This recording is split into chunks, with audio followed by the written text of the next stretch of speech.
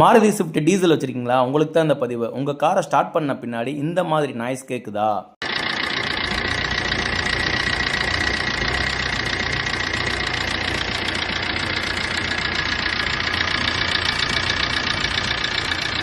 இந்த மாதிரி உங்கள் இன்ஜினில் நாய்ஸ் வர்றதுக்கு காரணம் என்ன தெரியுங்களா? நீங்கள் ப்ராப்பராக இன்ஜின் ஆயிலையும் ஆயில் ஃபில்டரையும் மெயின்டைன் பண்ணாதது தான். இந்த பாருங்கள், இதுதான் ஆயில் கூலர். இந்த ஆயில் கூலரில் தான் ஃபில்டர் இருக்கும். இந்த ஃபில்டர் லாக் ஆகிட்டாலோ, அந்த ஆயில் கெட்டி ஆகிட்டாலோ, அது ப்ராப்பராக ஆயில் பம்புக்கு ஆயில் அனுப்பாது. ஆயில் அனுப்பாததுனால இந்த ஆயில் பம்பில் இருந்து ஹெட்டுக்கு போகிற ஆயில் கம்மியாக போகும்.